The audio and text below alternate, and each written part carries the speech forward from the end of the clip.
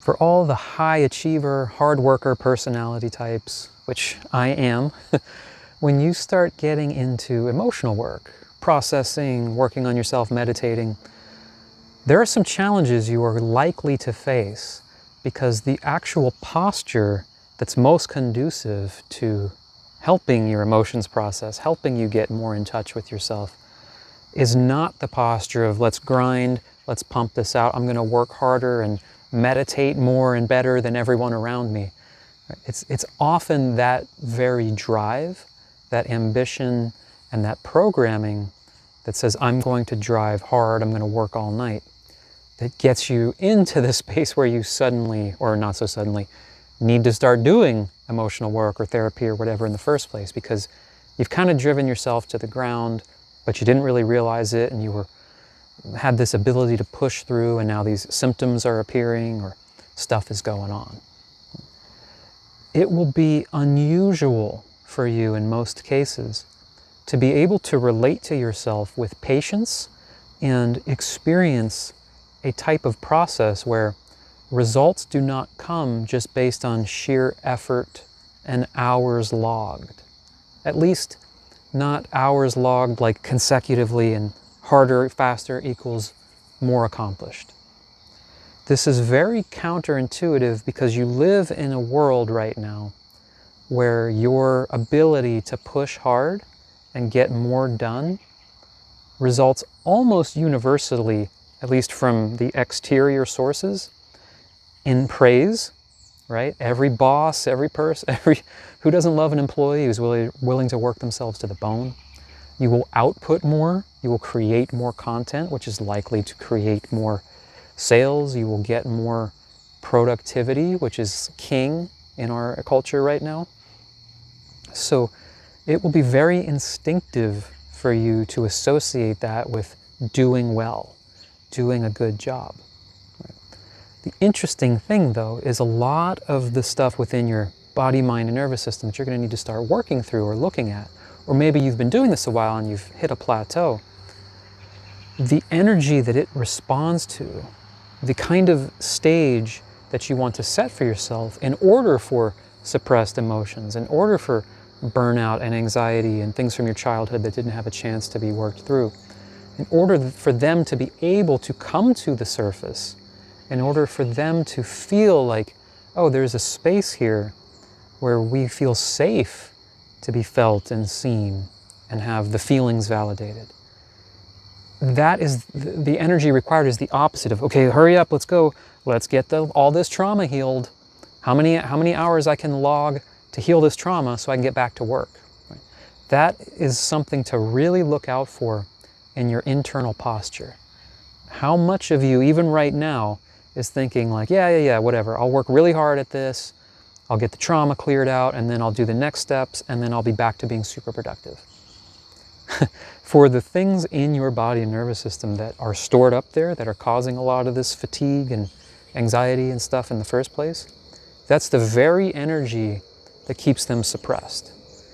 Because if you imagine a scared child, or a child who really needs some love and support, and you as the parent, you as the person working with that emotion is going, come on, come on, come on, come on, come on, let's go.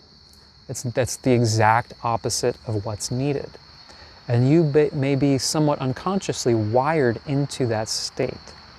So for now, I just advise you to be very mindful of if you are looking at your emotional work, your therapy, whatever approaches you are taking with that sort of type A, I'm going to outwork this mindset, and just catch it and see it for what it is. That is not the internal space that supports emotions being able to come to the surface and be processed, right?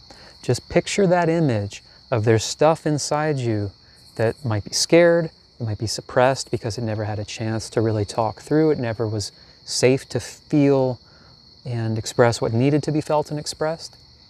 Picture yourself there. How are you relating to that stuff? Picture a parent going, come on, let's get this over with. How many hours do I need to be with you?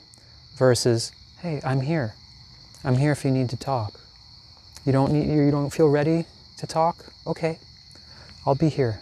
I'm just going to sit here with you for a while. We're just going to sit here and I'll just be present with you. And it might take time for you to feel comfortable with me.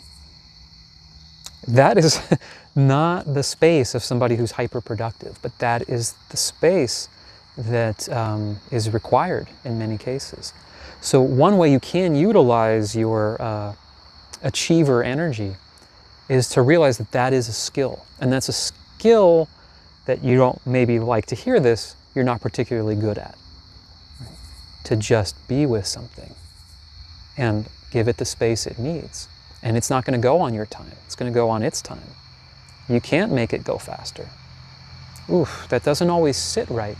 But if you realize that that patience is an art form and a skill and a way of being that, maybe I shouldn't even say this, but is actually likely to make you more effective and productive later on, you can look at it like, there is something I can develop. And then you sort of can put in the hours or the work to, okay, let me see if I can just practice just being present with my body for a moment. And then, it was about 2.4 seconds this time until my mind was like, okay, is it fixed? Am I fixed? Can I get back to work? You'll notice that because you'll be wanting often to see results. And if you're not seeing results in the way you are able to generate results in other areas of your life, you're going to think something is wrong. And it's not. It's just not how that works. Final analogy is like gardening or planting seeds. Right? You can do what you can do, but you can't outwork it by, okay, well, I'm going to go out there and water the seed 20 times a day while these other guys are just watering it twice a day. I'm going to make it go faster and better. And that energy doesn't support you in any way. It just stresses you out more. But unlike the garden, your emotional, your inner energies are actually responding to that in a more immediate way. So the more you're like, hurry up and heal, the more it's like, there she goes again, there he goes again. I can't be safe, can't just feel and express and move at my own pace because the boss is trying to make this go faster. So play with that. Notice your desire to make things happen faster. Experiment with the patience as a practice and an art form. And just be mindful of this on your journey here. And if it's challenging, just know that's a normal challenge. And it is going to take most likely some support, definitely consistency, and acclimation to a different way of being in order to work through some of this stuff. But it is worth it. And remember, if you need that sort of carrot to dangle in front of you, the ability to have some more space and peace and patience is going to help you in the other areas of your life where you do really want to be more productive. So, hope that helps. Let me know any questions, comments, if you want to work together on any of this. There's some stuff, ways to connect with me in the comments because I'm very familiar with this pattern. So, hope it helps. I look forward to seeing you on another video. Thanks.